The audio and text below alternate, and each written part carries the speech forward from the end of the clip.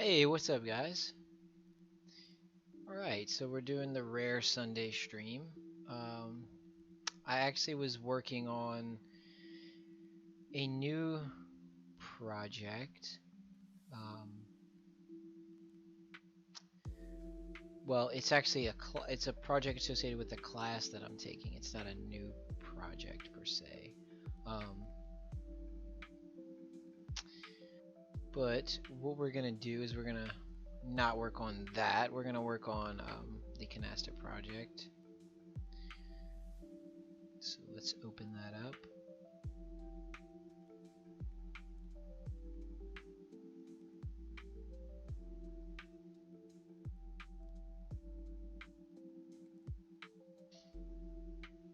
Okay, there we go. Alright, there it goes. I got scared for a second. I was like, what? What do you mean my project is not here? Of course it's here. So I hope you had a good weekend. Mine was okay. It was pretty good. I worked a lot yesterday, Saturday, and made some money. Which is cool. What is this? Project Canasta. Why did I just exit out of that? Oh, because it was throwing the error. I've been getting that ever since I installed like one of these extensions. It tells me this: your code installation appears to be corrupt. Like, what does that mean? What does that even mean? That is such a vague description. When VS Code is launched from a terminal via code, it has to access the environment settings defined in your bash rc or zs hrc files. This means features like tasks or debug targets also have access to the settings. Everyone loves platforms user interface.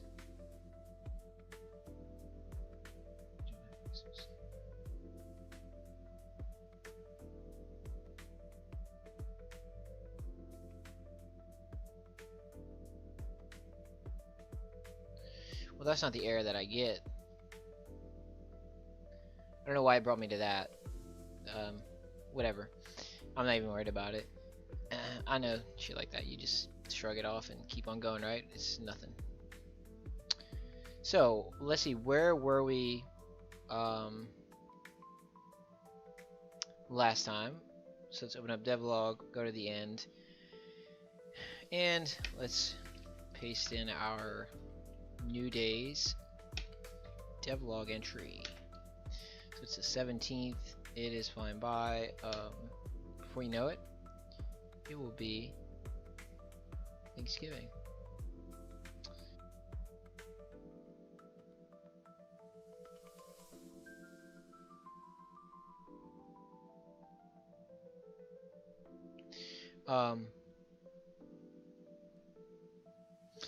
Yep. So what's the time? It's not 11. I wish it was 11. It's fucking 4 o'clock, dude. So we're probably just gonna do an hour, maybe a little over. We'll see. Let's set my timer here. We'll do 68 minutes.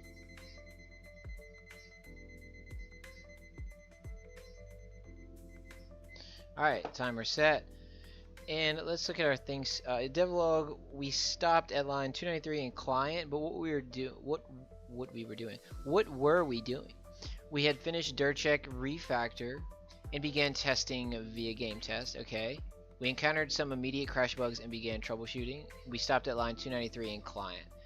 Gotcha. So we're gonna do a game test and we're gonna figure out these bugs. And what did I change? Okay, that's right. I removed the 3-second data application delay timer, and we removed the 10-second timer for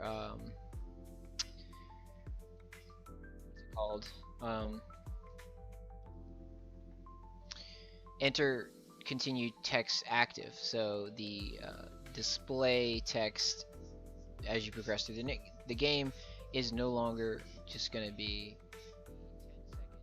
pass through. After 10 seconds, you will have to manually click every single time. You'll have to enter every single time. Alright, so let's multiply our terminal using, I hit the wrong button. It's Control Shift, is it?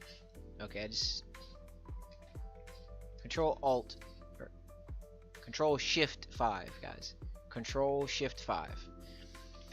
Alright, so let's go to this one. We're gonna CD to Canasta main, and then we're gonna copy that. We're gonna do the same thing here in our second and third terminals. Now in this one, we're gonna run the server. Okay, now we're gonna run the client here. And there we go, we get our crash. So let's expand this terminal window a little bit. And okay, I remember we were being dumb. We weren't really paying attention last time. We thought it was an issue with the first half, but it's not. This is an int. The second half is the problem. So it's our receive timestamp float here is a none type in this situation. And it's supposed to be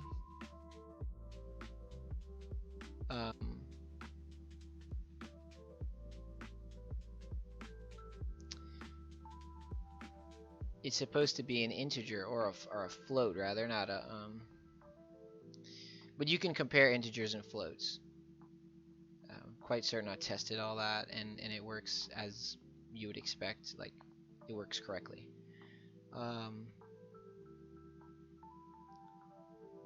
So where is this at exactly? This is in 621 in dircheck before send. So let's open this up. Let's open up client. Let's break this into two halves. And we're gonna go to 621. And we have, okay, so this is send section for two and current client change attribute list copy. Okay, so did we errantly get rid of the timestamp float?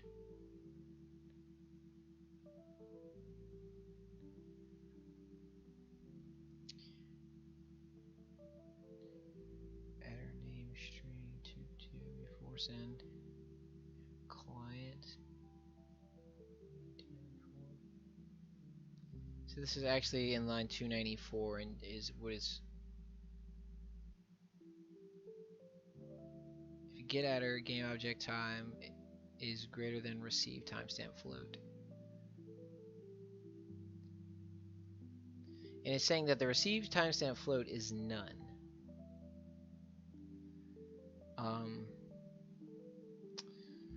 So let's just scan this section. So this is the send current client ID. We assign the change attribute list, then we iterate through a copy, and we're calling dircheck to see if we need to remove anything. Oh, and remember, I forgot, this actually isn't even, like, we don't even need this code anymore. Let's see.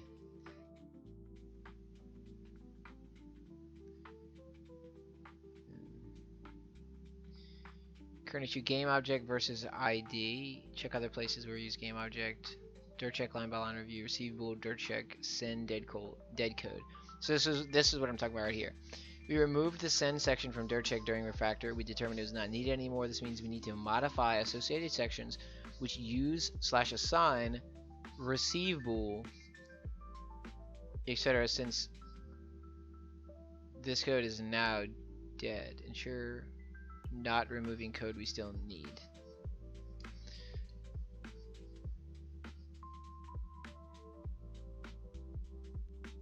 Okay, so yeah, let me put a bookmark here because wait, I'm sorry, I keep forgetting keybinds. It's actually Control-Alt-Z. Yeah, there we go. Okay, and then we have server. We're gonna probably remove it. Let's find send. Whoa, that was a big mistake. Damn, there's 102 capital send.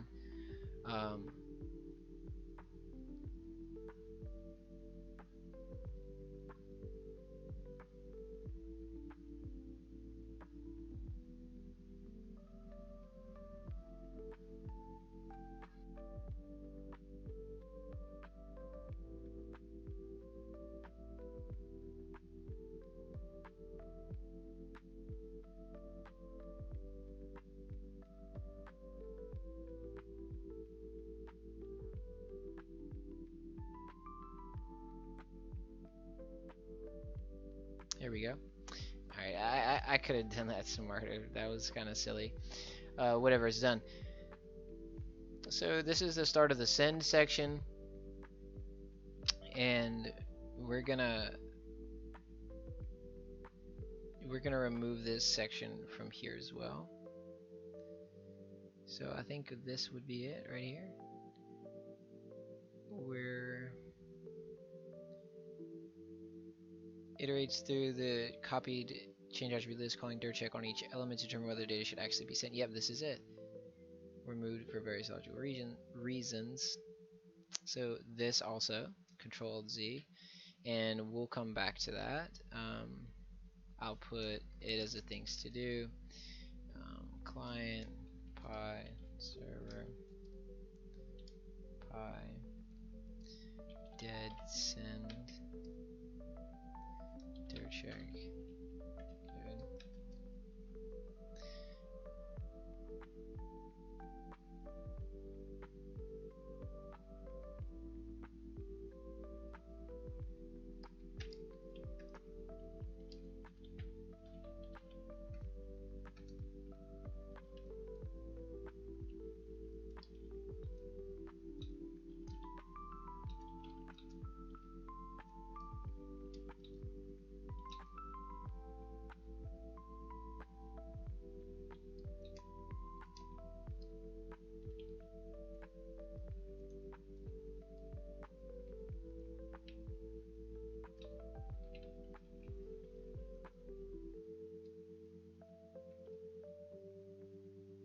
Okay.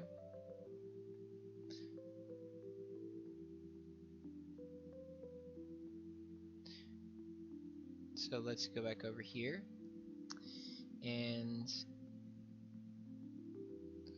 let server be orange. Alright, and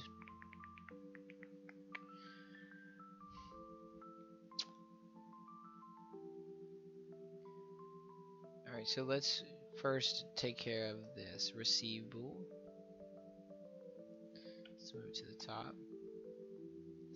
And now let's look for receive bool. Looks like it did have some results. Not the ones in old features, we don't need to worry about that. So receive bool is no longer a thing.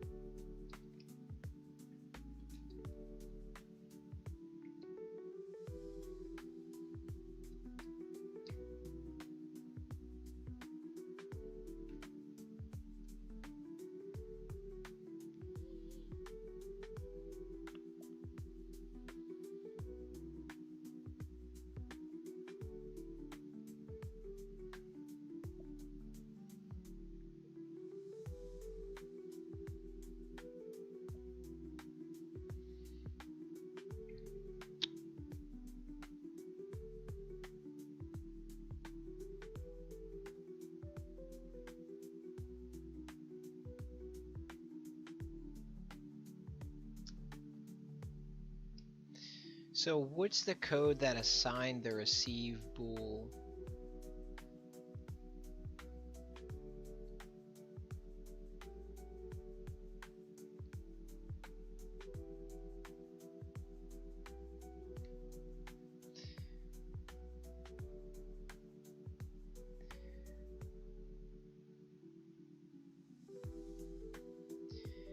I'm trying to think. I'm looking for the section that assigns all the various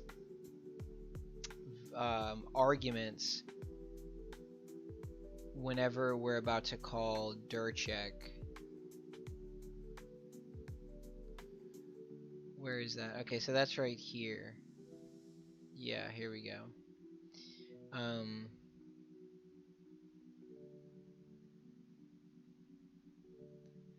Here we go. Other client bool. So did we just remove it from here, 714, or was that already done? Okay, yeah, so we just removed that. So we're gonna need to find like where we assign it. Let's see. It's called the receivable arg. Well, I guess we don't actually assign it. We pass it at the time of calling, like we create it, because we know that we're in the send section, or rather, this is the receive apply section. I'm sorry. Right. This is the send section. Receivable equals false. Okay, yeah. So we may be done with this. We don't need to do anything else here. Okay, yeah. So that's taken care of, I believe. Alright, so we have receivable, dir check sended code. So we took care of that. Now let's do the client server did send dir check code. So we got to see the bookmarked sections, which are now dead. Oh yeah, and I totally forgot about the bug thing. I should take care of that first. I'm dumb. So let's run it one more time and see. Okay, well that's weird. It's not doing it. Let's rerun the server and rerun the client, and there we go. Alright, so we're getting it again, and this is line 621, dir check send, and then we go to 294 in dir check. So this is from client, and we're at 621. Okay, right, I know why okay, so we were gonna address this first because we don't even need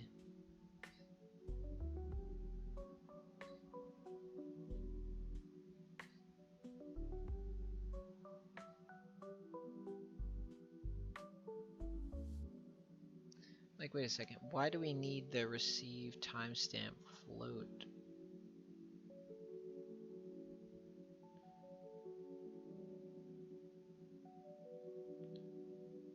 Why does it go to that section in send? If get at, let's go look at this, hold up. 294, let's see, 294.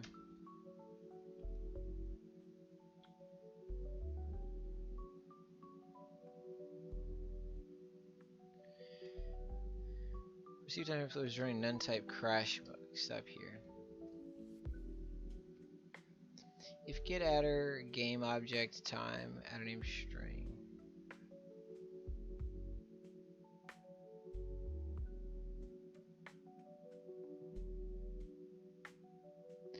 Oh, I think I know. Okay, so it's just, I understand. But why is it even going right here?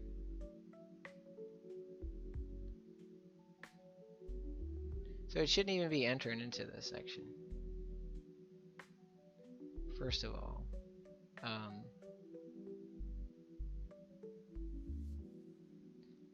So it goes to else. Okay, so this is dependent on the adder name string. Okay, I'm starting to understand now. So what we're doing here is we first check the dir string, then we're just checking the adder names, okay, and then we get to else, and this is for every other adder name. So when we're sending, it's going here, and then it's entering here, and then it's going here, but then it's gonna go to, well, it's going right here to 292.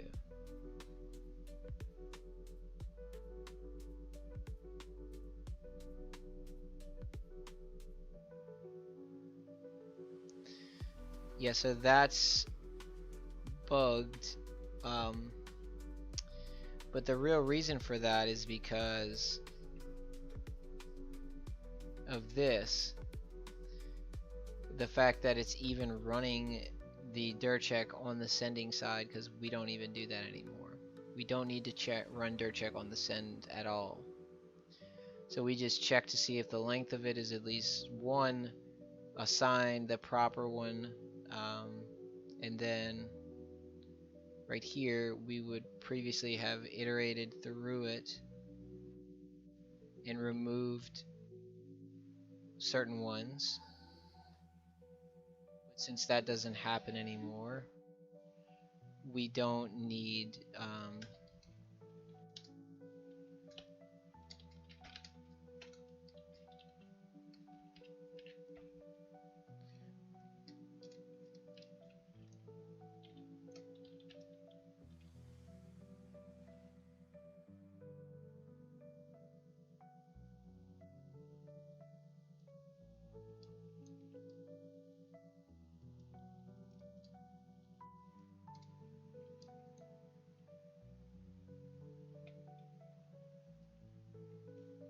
so we gotta remove the code associated with do not, because we're not going to use that. So this gets removed, this line gets removed.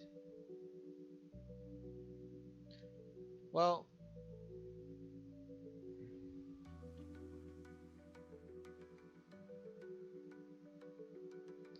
so we don't have to check this again. So this all, we don't have to check the length of the current client change attribute list.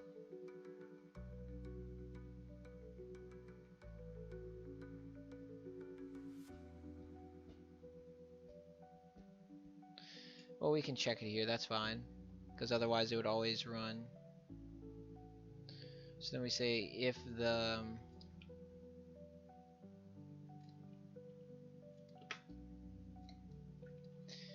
checks current client ID to determine which send ID to use. Okay.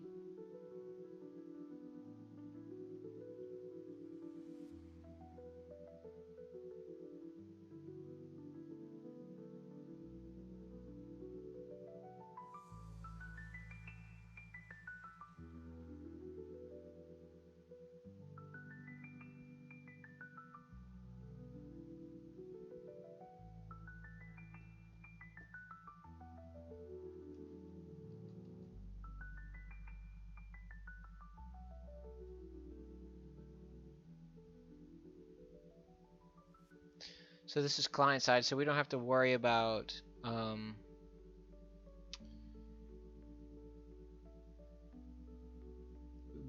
making a copy, remember? Because from the perspective of the client side, there's only one thread, so this change attribute list isn't prone to being modified while all this is happening.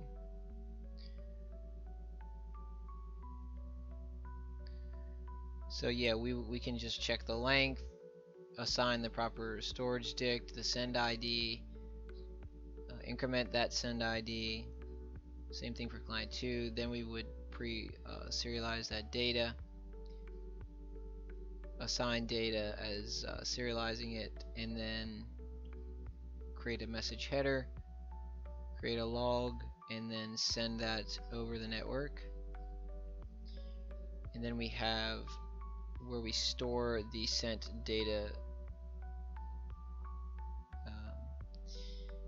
inside that dictionary. And then we clear the current client change attribute list because we just went ahead and sent it. Okay, that's good. There's nothing wrong with that. Now let's see how it acts. So let's kill the script. We're gonna run the server. Alright, we got one client cranked up.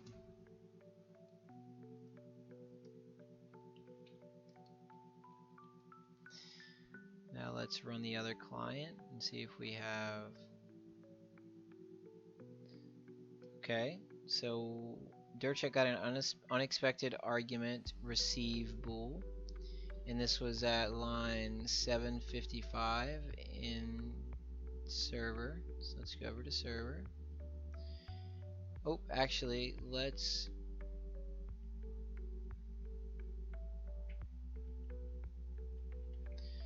do we not have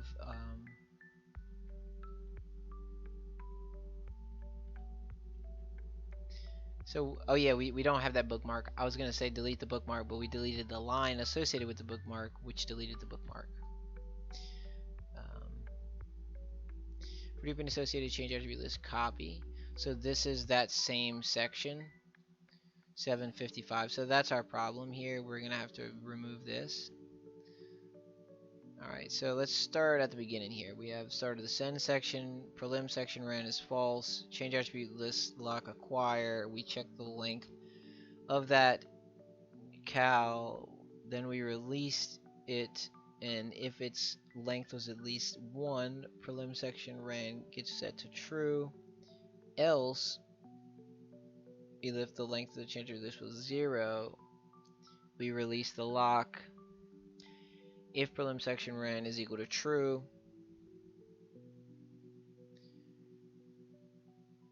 we create a copy. Now, why can't we just change the true of length associated list? Why do we have that? Why don't we just say if the length of the associated change attribute list is greater than 0?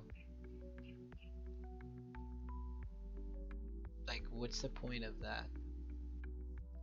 What's the point of prelim section ran? I don't understand. To signify if the immediately below section has been run, it has to be checked against and found to be equal to true before running subsequent section, which relies on var assignments from immediately below section.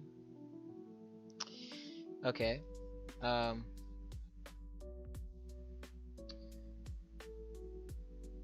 So we check the length of the associated change attribute list. If it's greater than 0, then we say that is true. But why would we not just say if the length of the associated change attribute list is greater than 0 and then run the associated section? Maybe it was different before and that's why we needed it. But anyway, I'm quite certain we don't need it. So we're just gonna get rid of that. So we have if it's greater than 0, we would release the lock, else we would release the lock. And this, it says if cal is populated above section was ran, begins filtering out data changes that should not be sent for various reasons. Bool is necessary because above vars have to be assigned before continuing.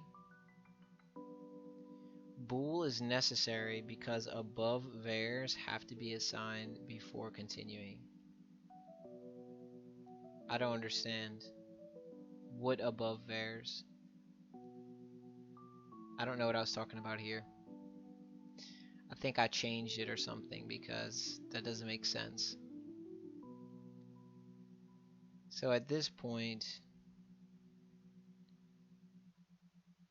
we have associated change attribute list copy, and this is on the server file. So we would need copies, but I don't know if we need this section particularly because we're getting rid of the dir checks and like the dir check being called for each element from the change attribute list during send. Like right here, for toop and associated change attribute list copy, we're now gonna run dir check and we would remove, but we're not like gonna do that anymore. We're like just not gonna. Then we have for tube and associated change attribute list copy. We run dirt check.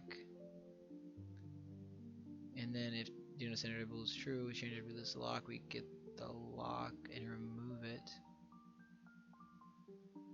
But that will never happen here. Like we never will remove data during the send section at all. Point blank period at the end. So this can just go bye bye. Boom. Okay. So now we have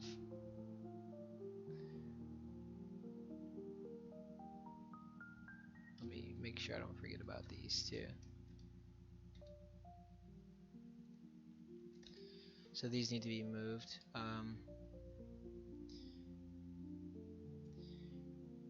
So then iteration of the copy associated calling dirt check on each element to determine whether data should actually be sent. Okay, that's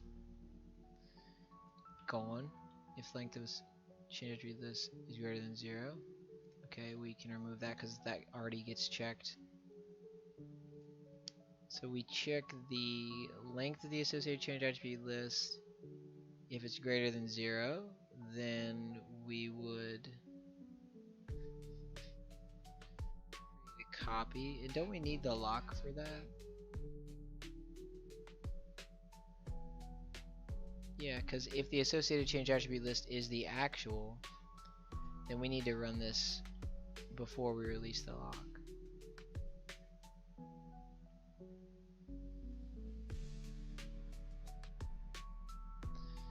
So we create a copy, but why do we need the copy here?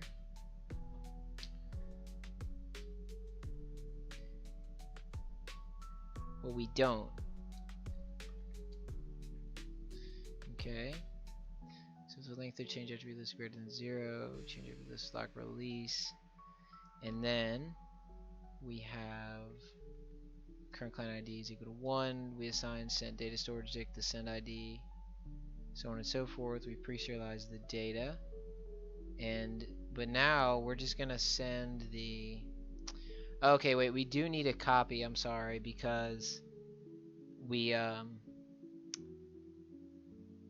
can't send the original because that one can be this is server side, so this is multi-threaded. So technically, while we're like messing with it, it could be appended to on the other thread, and then we would like send that data. But now that I think about it,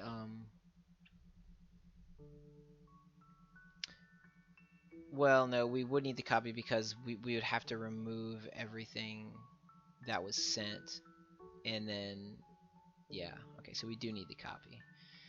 Alright, so that's correct. We create the copy, and we do need to run this inside of the lock.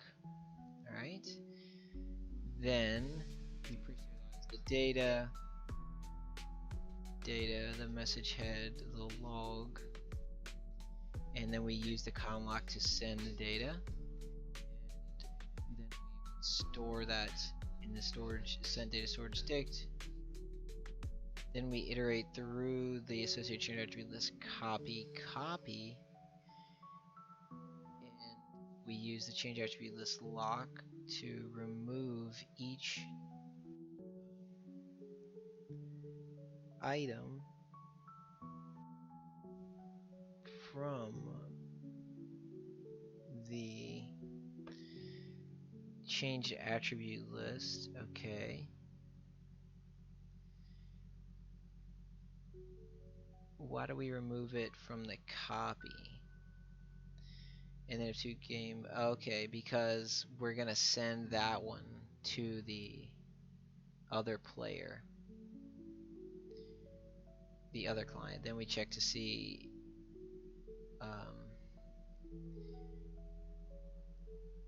if the length of the associated change attribute list copy is still greater than 0 after removing the game adders. We would then assign this data here.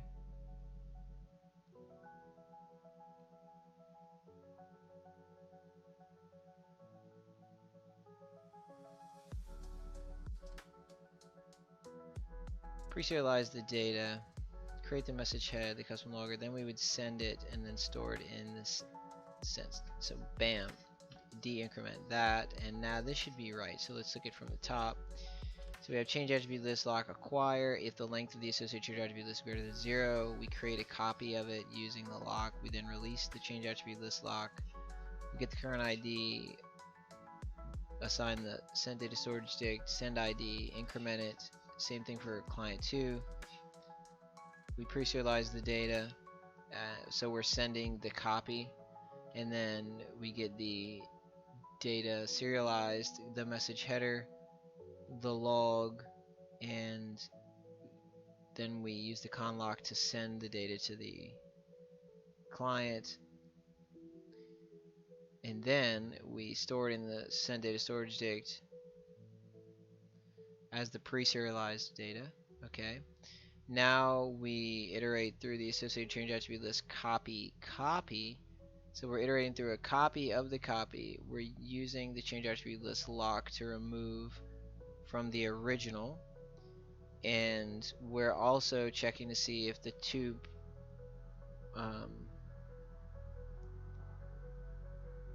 so we're removing everything from the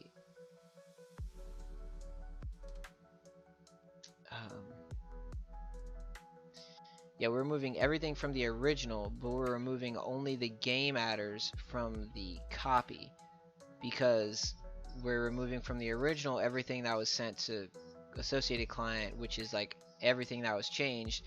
Then we pick and choose which data we want to send to the other client, and so we remove that from the copy. So that's all correct code, and then we check the length of the change, the associated change attribute list copy after removing the game adders. Assign the send data storage dict, which is different than previous assignment. Send ID, increment send ID, same thing for client 2. Pre-serialize the data, and it's set to the associated change attribute list copy, which is correct. And then we serialize the data. We create a message header. We log it, we send it, and then we store it in a sent data storage dict. And that is indeed correct. That is exactly what should happen. I think that's all we need to do.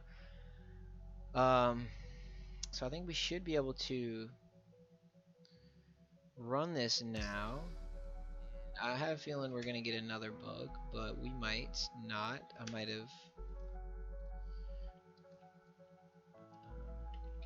have it. Let's see.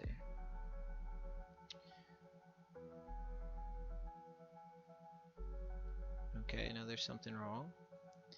Okay, here we go. So dirtcheck got an unexpected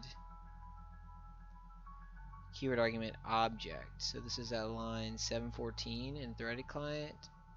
So we have dirtcheck other kind of bool arg object equals object arg. So dirtcheck doesn't take the keyword argument object anymore. So this is in server. This is line 714. So let's jump there, and let's actually go to that bookmark. Oh, it's gone because we deleted the code associated with the bookmark. That makes sense.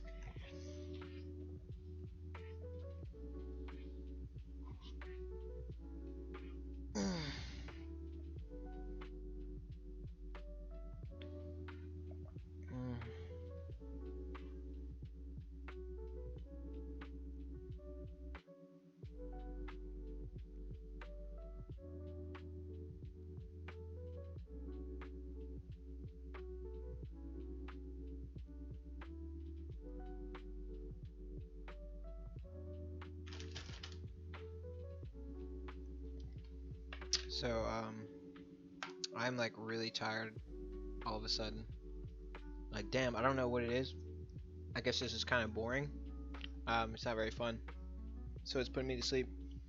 But man, I got this lavender oil off of Temu.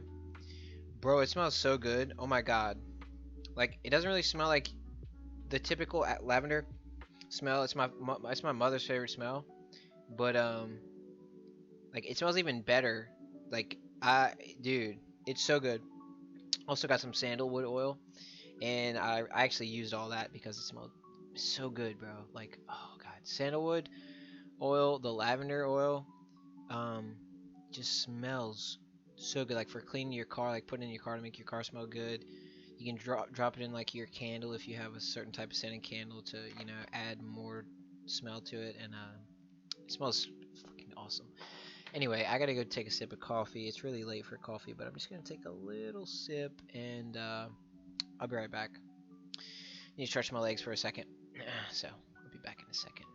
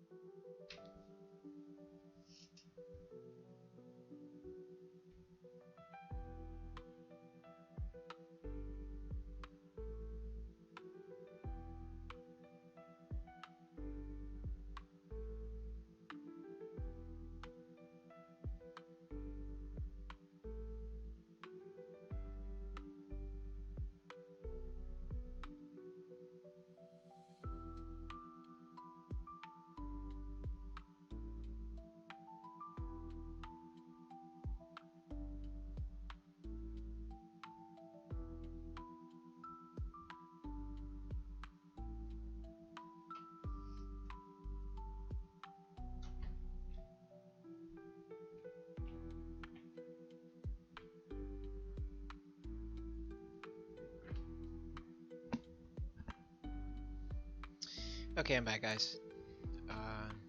Yeah, I'm trying not to feel like I'm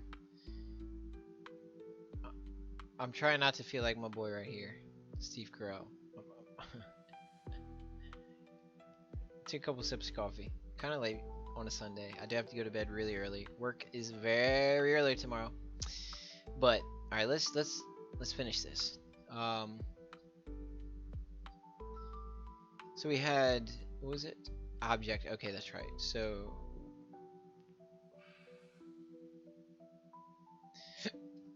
this is gotta go.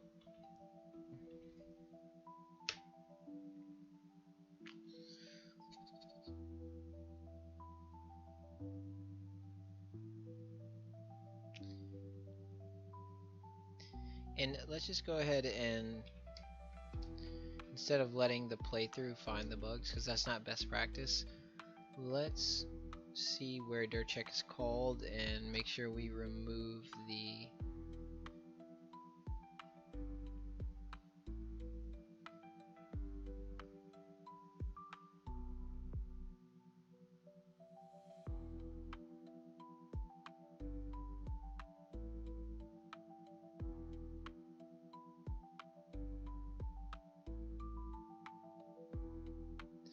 we remove that argument. So let's look at, here we go.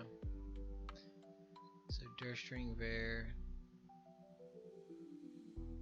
Which one doesn't belong here? Current game doesn't belong either, does it? Didn't we remove the current game? Like, I'm pretty sure we did. Let me bookmark this.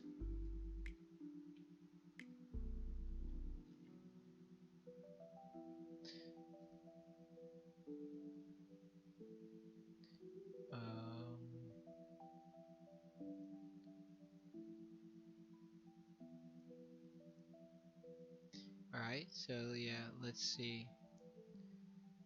Let's look for cur game, and I'm pretty sure that doesn't exist anymore. Yeah, it doesn't. Right, yeah, so we can get rid of it. Yeah, you don't want playthroughs to find your bugs for you, because in a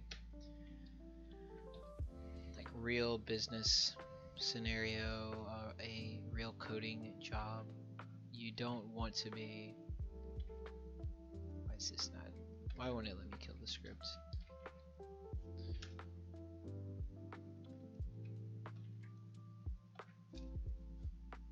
No? No? Yes? Won't let me kill the script? Come on, man! Kill the script, dude.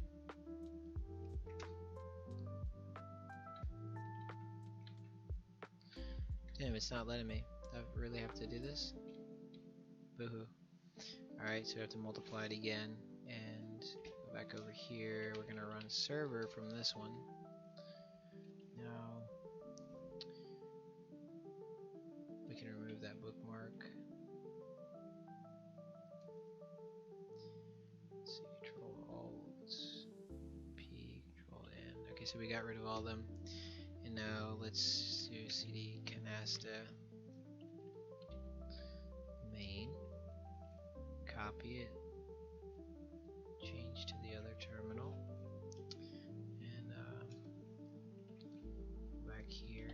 I should have ran the client first. I was being silly with my train of thought there. Run the other client and see what we get. Okay, so we still have a bug. What is it? Okay, so simple. Current client ID. Oh, okay. So this was the issue. I thought it would be able to find. I mean, this. I didn't think this would be an issue, but turns out it is. Let's go to 135 client. Shit. See, I thought it would be able to.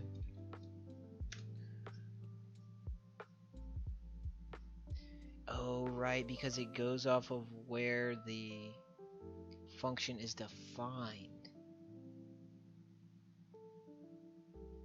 Right. I'm pretty sure I went through this with like in a different application, the same concept, where if you create a function and import that function and you try to refer to a global variable inside of the file you imported that function, like to, it was created in that file that you're importing to, from within that function, it doesn't work because the namespace is not like registered inside of that function, because since it was created in a different file, it's going off of the namespace of that file, if that makes sense. I'm quite sure that's why this is not working.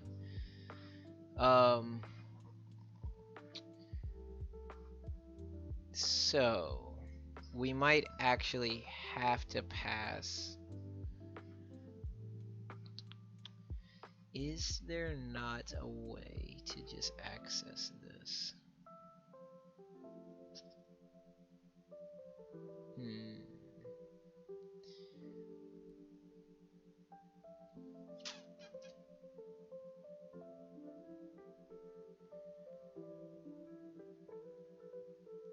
So yeah, we might just have to pass in the ID arg. I was trying to keep the arguments slash parameters to a minimum, but it looks like we may have to add this one in, which we still got rid of at least a couple.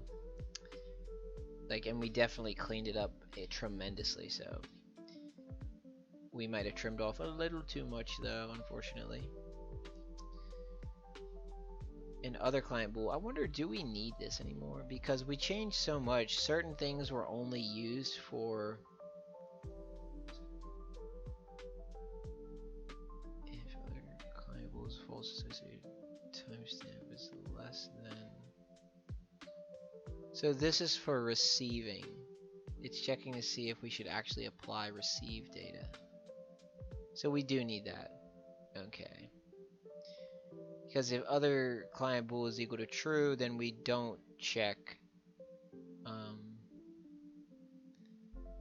the timestamp. If the other client bool is set to true, then we wouldn't have modified that attribute from the current client's perspective. So therefore, we would just apply that data.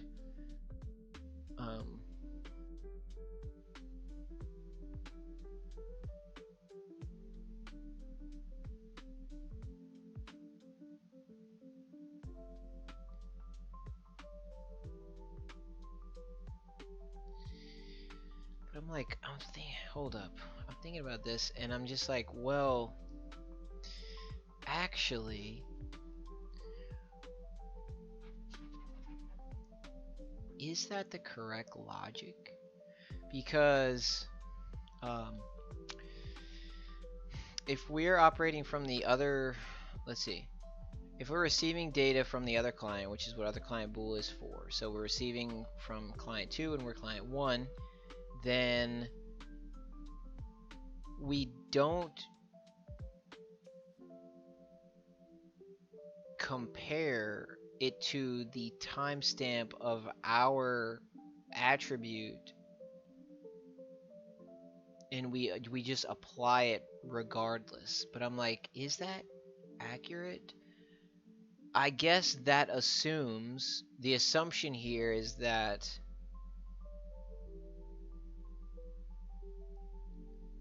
the other client is only going to send you data for attributes that you, okay, referring to you as the current client, do not update. Like, if you're client 1, then your associated player is player 1. You would never update player 2's name from client 1. That would happen from client 2. So whenever you change it in client 2, you send it to client 1, and now since it's being sent from the other client, we know, hey, we never changed the name of player 2, so we don't have to compare it against some timestamp at which it was last changed, because it was never changed on this end. Therefore, why would we check the timestamp? So like, that is good logic, but I wonder, I don't think it is a problem because this has been in place for a long time, but I just don't want to just assume it's right.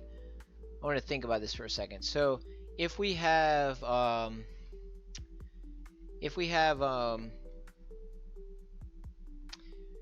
like, are there other attributes that get changed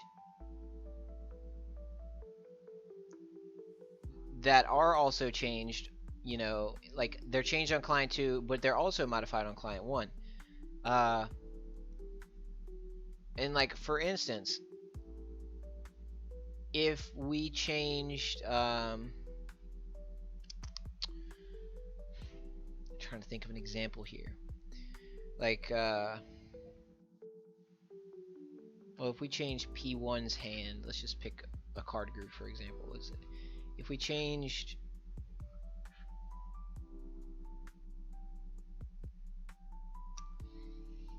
P1 hand from client 1, and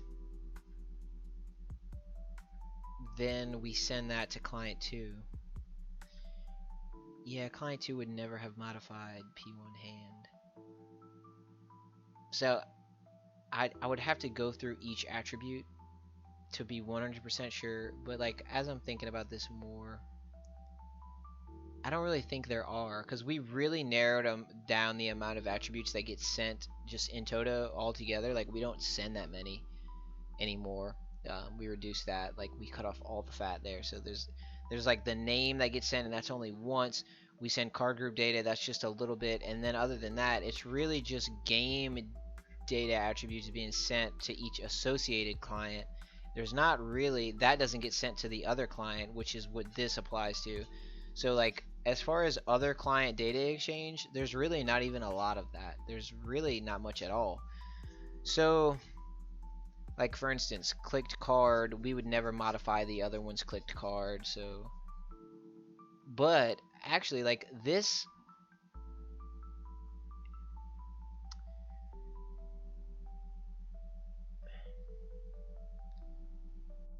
client bool is equal to false.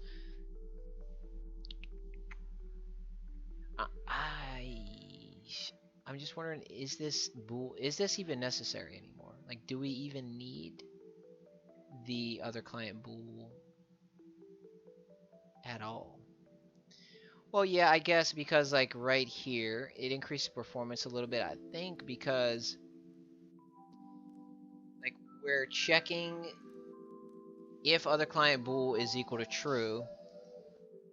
That means we're receiving the other client's clicked card data.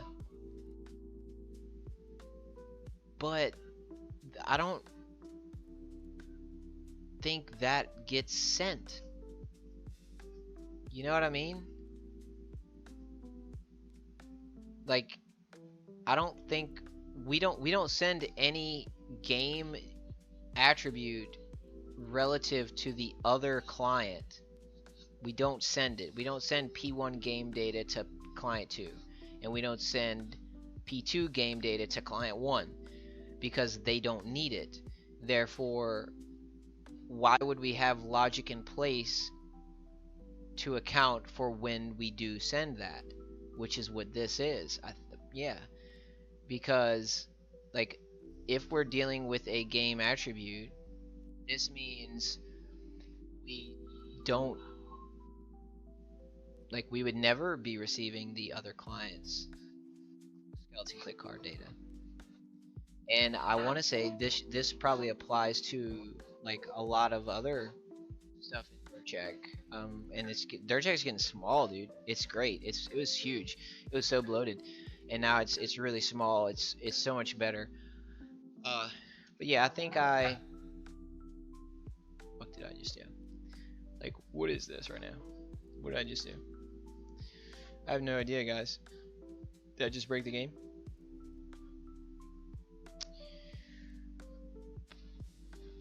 I just broke the game. No, I don't know. I don't know what I did. I removed a dash.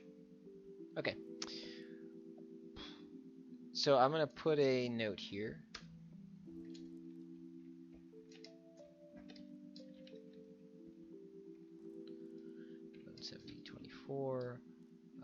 While reviewing this section, realize we don't need other client bool in this situation since we never send game data in terms of other client. Well, we never received data. We never received game data in terms of other client.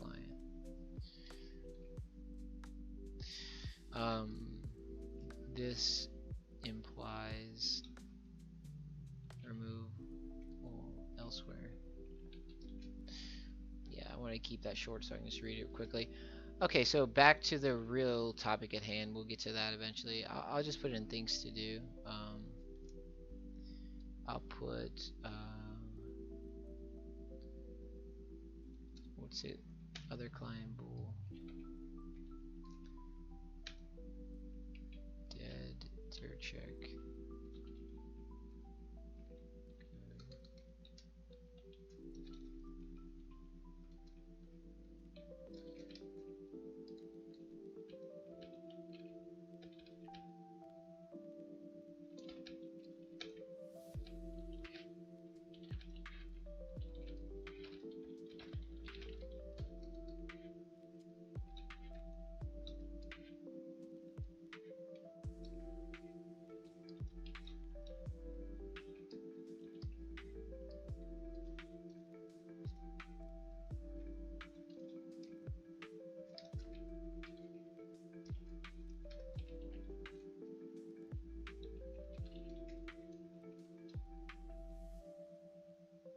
All right, 10 more minutes. So let's finish strong here. So current client is not defined. So let's go back to that issue, which is to get this debugged. We want to get it debugged and stable before we make any more changes. And this was line 135 right here. All right, so yeah, it looks like I don't think there's a way around this. I think, well, we do have received data. Can't we extract the ID from one of these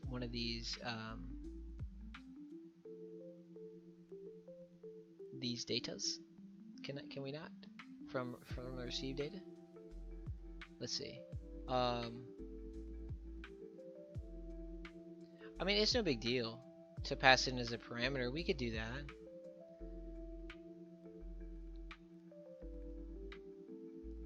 Let me see if I want to do this the ghetto way. Like, which is this ghetto? Is it? I don't know. Let's look further.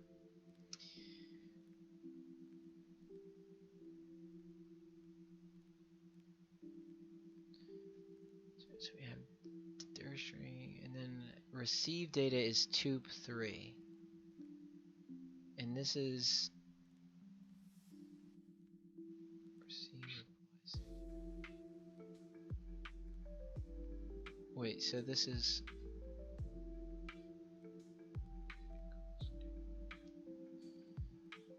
what is tube 3 here? Okay, so we apply data one at a time. That's right. So we're iterating through the apply list, and so it's 0, 1, 2, 3. So we actually don't have the. We do. We have the sender ID.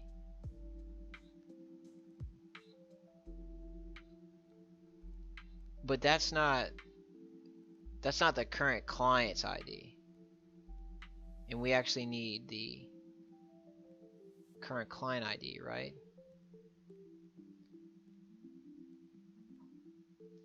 I mean, you guys tell me which is it? Which one do we need? Add a name string. Where are we here? Okay, client ID. Here we are. Yeah, we need the current client ID because we're assigning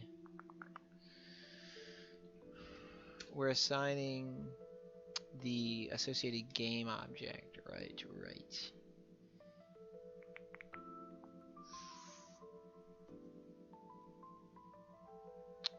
Okay, boys. So I think what we're gonna do is, yeah, we're gonna have to add in the ID, which is gonna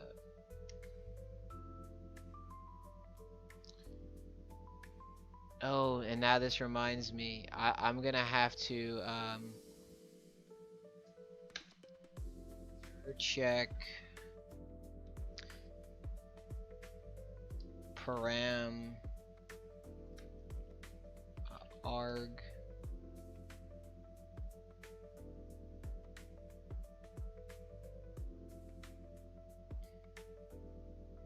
assignments via index check. I think that's the right way to term this. So what I'm getting at is, like, whenever we whenever we call dir check, we will use the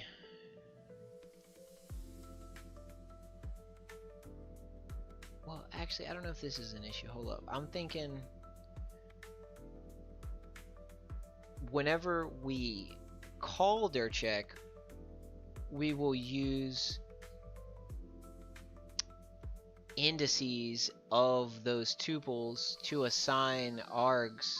Like for receive data was tup3, and receive timestamp float is like tup4 or something maybe. But we only modified the parameters of dir check. That shouldn't actually have a bearing on that. That's a completely separate data set. That's completely different. Yeah, that's actually not an issue. Shouldn't be. Got a little mixed up there. It's good that I thought about it, but I was worried about adding in ID parameter like at a certain point, as far as because of accessing via index, but we don't access like we don't access the args that are passed to dir check based on an index or whatever. It doesn't work like that. Yeah, so we should be safe adding this in. Let me look up here and make sure we removed everything in this comment real quick. So I received data, tup3.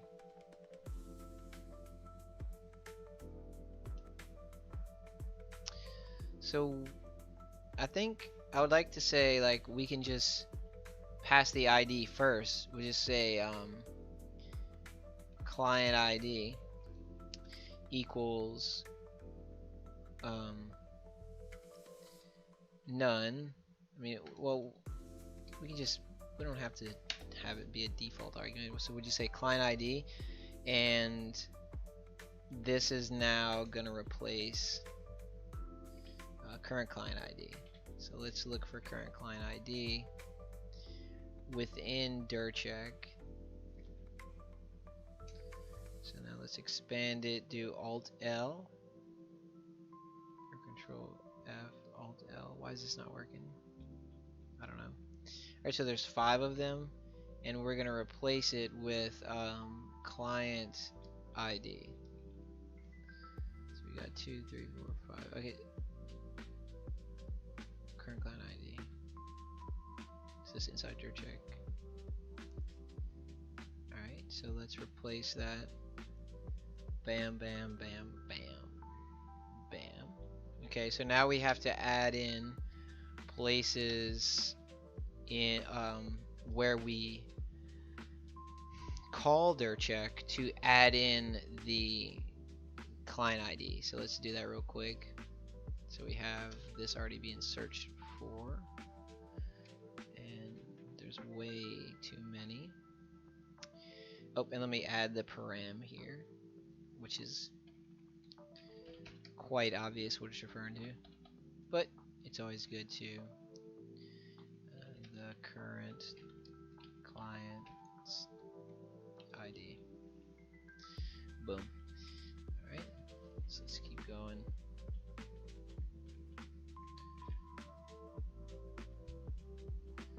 Alright, so here we go. This is in client. It's in the main. This is not, yeah, obviously it's not in dir check, duh. So we'll just pass in current client ID, right? And then this is gonna have to have client ID added.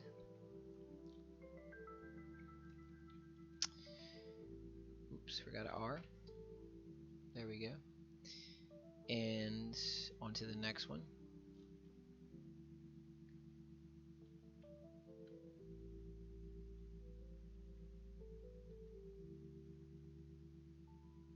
Which is gonna be somewhere up in here. Right, here we go. So here we go. This is in server, threaded client.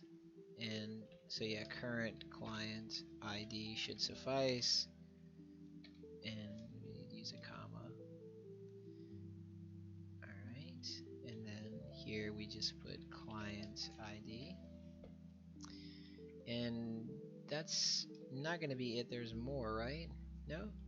Yeah, because we only call it during the receive. We don't call it during send, so there's just 2 sections. So that was actually it.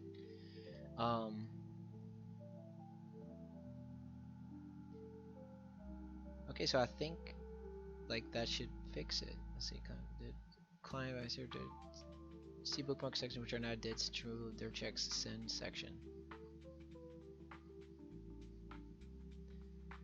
Did I fix that already? Control Alt N, Control Alt P. Okay, so apparently I did fix that already. I'm just like, did I though? Was there more? Well, no, I'm thinking of the other client bool, but that's like not gonna cause a bug.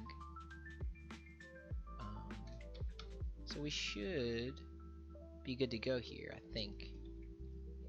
I could be wrong, but let's try to run it. There goes our timer. Let's just turn that bad boy off. And okay, let's see if we can close it. It's not letting me. I don't know why. It used to let me kill the script here. I don't know like what exactly is going on. I might have to figure out if we have a bug, but something is causing me to not be able to kill the server, which is not good. I really don't like being able to not being able to kill the server. But we're gonna crank up that client and this client and see what we get.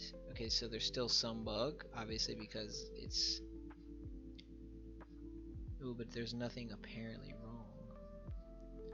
There's nothing that's apparent that's wrong, but something is wrong because it is not working.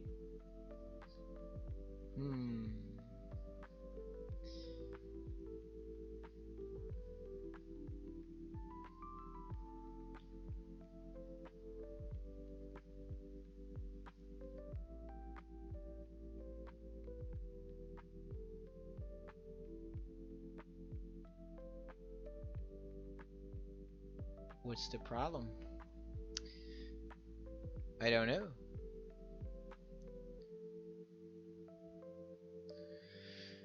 What's the problem? So we're sending, waiting other player, and then we receive game say to draw 1, and then on this client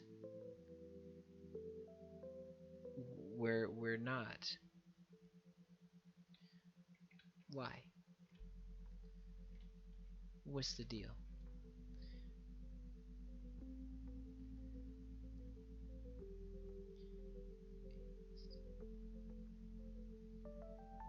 Why would a list be nothing?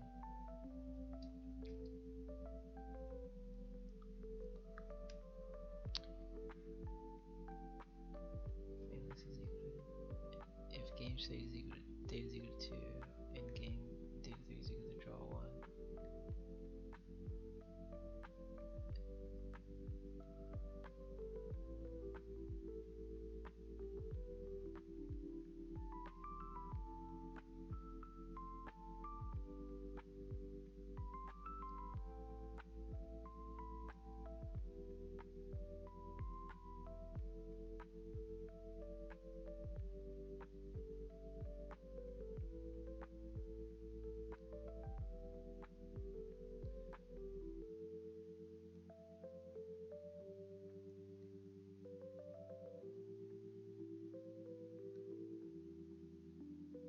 Okay, if right, okay, I see. I see what may be happening. If data 2 is the game state, so first of all, we want to say if method is equal to a and So if method is equal to append, because if method is equal to remove, then we might have removed something from the list. So we don't want to log in that case. In that case, we want to just pass over it. This was created for testing purposes. It should only ever log when the draw one is changing game stage to draw one or testing, because we're not sending this data from server side to client side.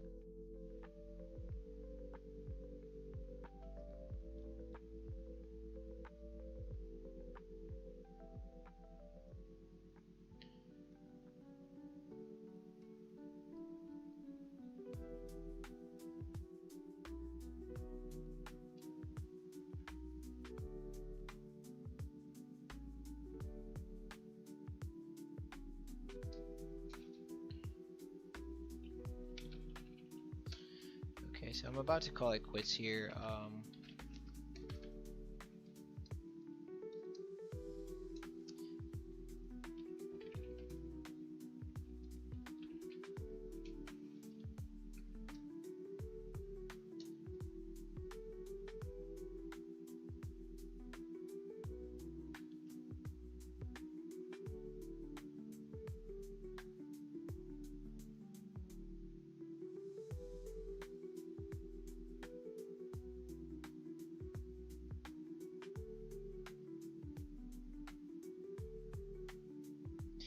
Okay, so client 2 is not receiving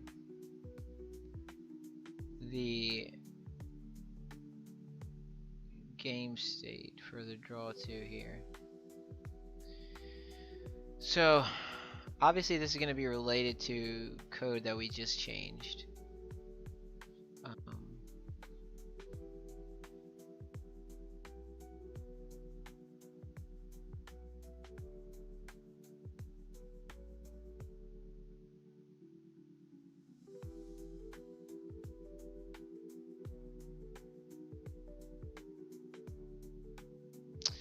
Yeah, so I'm tired. I'm gonna call it quits.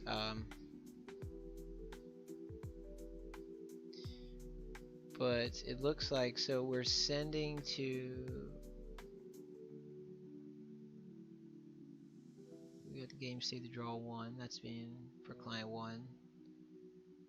Then we receive waiting other player. Okay.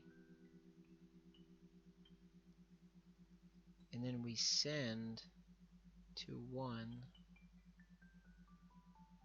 game state to draw 1. Okay, so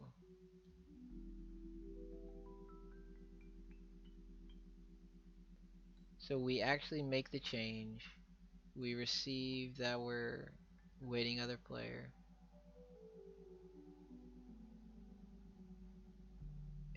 But then we set it to the draw 1. But does that not happen until both clients are connected? I'm pretty sure that only happens if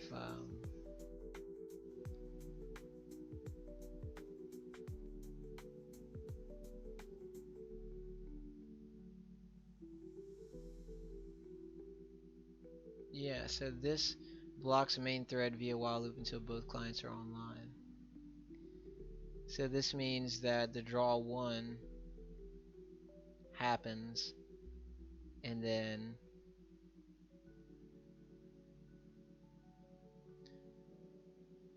that's what triggers the game states to be changed. So when the draw 1 runs, it should send to both clients. It should change both of the players' game state. So we have the draw 1. It's, yeah, for current game in P1, P2 game. And yeah, it's setting the game state. So the question is, why is that not getting sent? Okay, so I'll have to look at this. We'll look at this next time. We'll put this call this crash bug.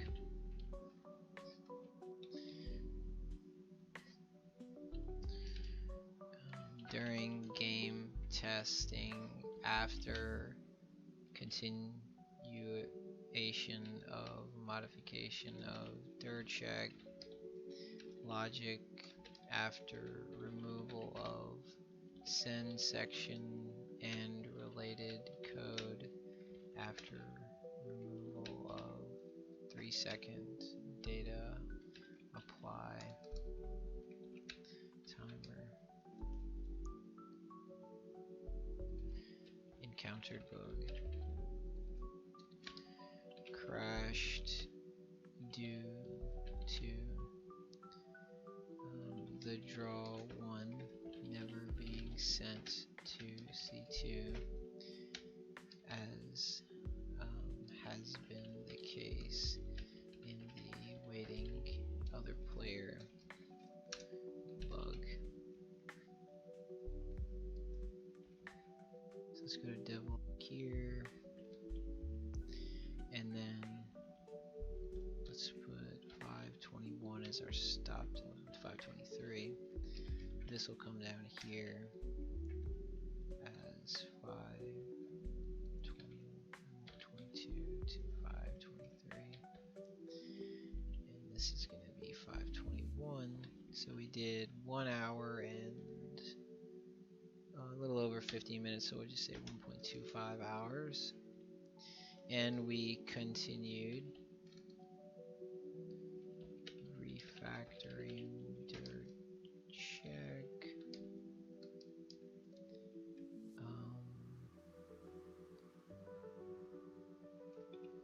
removed send section completely and related code in by and client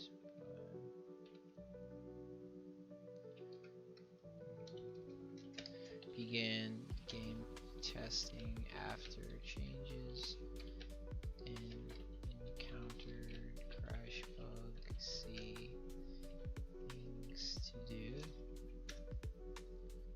Text. Alright, so that's going to be it for today. We're gonna go ahead and close. Whoop, sorry, oops, we're not. We're actually gonna kill the scripts and kill that terminal. Now we're gonna CD out to the root of the project. Now we're gonna get branch to check if we're on secondary, which we are. We're gonna do get add. We're gonna do get commit dash m. Oopsie, messing up here. Double quotes, paste, double quotes. Alright, there we go. Our commit. Now we're gonna do get push canasta secondary. So this is gonna push to our remote repository. There it went. So let's close out of this. Let's go over to programming, project, Canasta. We're going to copy the new one. We're going to go to the backup, delete the old one, paste in the new one. Then we're just going to enter into it and look for devlog. Go to the end, 11/17, so that's today's date. We'll go back out here, change this to 17, and there we go. Alright guys, well that's it for today. I'll see you next time, which is probably going to be tomorrow. So yeah, we'll see. Alright dudes, have a good night. Peace.